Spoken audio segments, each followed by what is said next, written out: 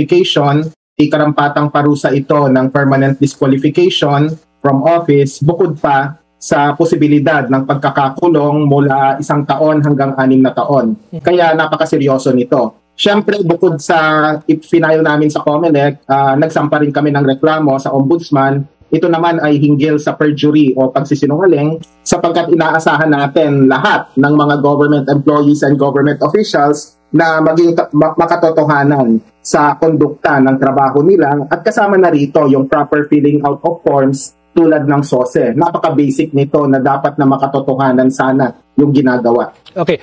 Professor, klaruhin lamang po natin. Dalawang kaso po itong final ninyo. Kagaya na nabanggit nyo. Una, election violation na nasa COMELEC. At yung isa ay perjury sa Ombudsman. May mga nagtatanong po, hindi po ba ito tipo ng forum shopping?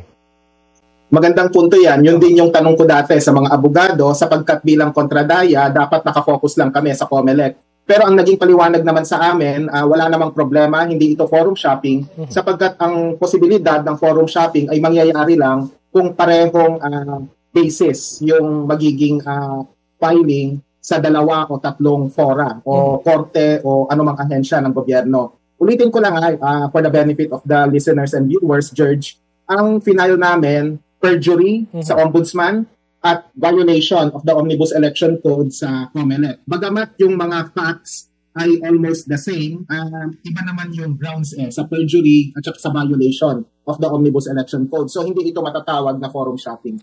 Ayon po kay Senator Marcoleta, ayaw daw po kasi magpakilala ng kanyang mga donor kaya hindi niya idineklara yung mga kontribusyon ng mga ito. Ano po yung sagot nyo dito at nakalagay doon sa inyong complaint? Siyempre, labag ito sa batas sapagkat in not so many words, yung grounds ng reklamo namin ay yung provision sa Omnibus Election Code na dapat makatotohanan ang sinusulat mo at saka nakasulat din sa Part 5 ng SOSE na pumipirma yung mga kandidato, 44,000 yung tumakbo nung nakaraang halalan, true and correct yung detalye ng final mo. So yung terminong true and correct, dapat panghawakan po yan. So ang mangyayari dito, George, halimbawa, kung hahayaan natin yung ginawa ni Marcoleta, ibig sabihin sa 2028 elections, pwede pala na maglagay ng 0 campaign contributions yung lahat ng mga kandidato, tapos sasabihin lang nila na ayaw magpakilala ng mga donor ko. So safe na sila sa pagiging not so transparent.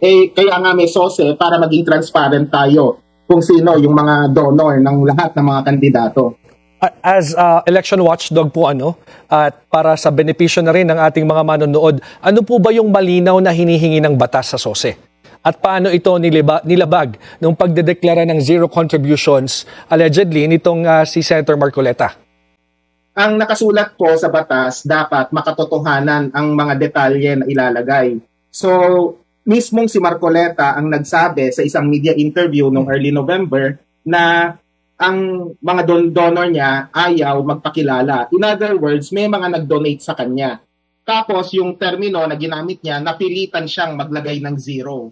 So, ibig sabihin, inconsistent yung nakasulat sa SOSE dun sa kanyang mga pampublikong pahayag. At saka take note, George, ginawa niya ang pahayag na ito hindi noong Hunyo na nag-submit ng SOSE si Marcoleta at saka yung iba pang mga kandidato kasi yung deadline June 11. Nagpahayag lang siya nito na ang lumabas sa eksklusibong report ng Billionaire News Channel yung katotohanan hinggil sa SOSE niya. So napaka-reactive ng kanyang naging sagot. At siya mismo ang umamen sa inconsistency. Kaya yung pleading particular sa COMELEC ay para sabihin sa COMELEC na aksyonan yung ganitong klaseng sitwasyon sapagkat mangyayari ang halalan sa 2028 presidential elections pa man din ito, napakahalaga po nito, tapos baka maulit yung ginawa ni Marcoleta at gayahin ng iba pang mga kandidato. But Professor, gaano po kabigat na ebidensya ang mismong pag-amin ni Senator Marcoleta publicly, Kasi ito po yung inilakip ninyong ebidensya, na sinadya niyang itago yung kanyang mga donor because ayaw nga daw po magpakilala. Mabigat ito sapagkat ito ay tahasang pag-amin on national television even na siya ay talagang meron inconsistency sa kanyang detalye. At violation ito, kahit hindi ka abogado, nakasulat dun sa Part 5 ng SOSE form sa page 2 na true and correct yung entries na nilagay mo. So doon pa lang, may problema na talaga at talagang kailangan niyang magpaliwanag siguro yung hamon kay Marcoleta, baka pwedeng sagutin na niya. Friday kami nag-file, Sabado na ngayon, bigyan natin ng benefit of the doubt na nag-e-enjoy siya sa weekend. Sana by Monday may pahayag na siya sa estasyong ito at saka sa iba pang mga media organization kung ano yung masasabi niya hinggil sa reklamo, hindi lang sa COMELEC, kundi pati na rin sa Ombudsman. Antabayanan natin yon. But Professor, ano po yung gusto ninyong mensaheng makarating sa mga kandidato, sa mga politiko, tungkol sa obligasyon nilang maging tapat sa kanilang sose? At siguro, ating halalan.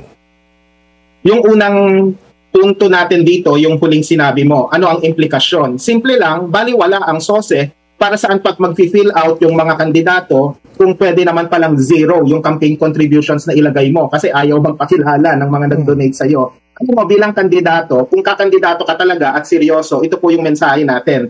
Tungkulin po ninyo na i-disclose kung sino-sino yung donor ninyo. Kung ayaw nilang magpakilala, wag niyong tanggapin yung pera kasi kaduda-duda bakit ayaw nilang magpakilala. Is it by reason of privacy or is it by reason na may conflict of interest? Sila ba ay government contractor? Sila ba ay may dealing sa government? Kaya ayaw nilang ma-implicate sa campaign donations dahil bawal ito sa Omnibus Election Code. In fact, yung salitang contractor nasa Omnibus Election Code na isa sa mga ipinagbabawal na magdo-donate. So si Marcoleta dapat malinaw kung sino-sino yung nag-donate sa kanya. At ito yung challenge sa kanya. Once and for all, i-disclose niya. 112 plus million yung kanyang expenses. Magkano roon yung donations? Magkano naman yung out of pocket? Kasi hindi pa natin masyadong napag-usapan yung SALN na-flash ngayon sa screening nyo. Nasa 51 million plus lang yung kanyang SALN Kaya hindi natin alam. Wala tayong detalye kung magkano yung kanyang ginastos kung meron mang out of pocket mula rito. Kasi nga, apparently, may problema sa transparency. Nanawagan siya sa rally sa ANC na dapat transparent and accountable yung gobyerno. Dapat patunayan niya na siya ay accountable and transparent even late at this hour, mag-disclose na po siya.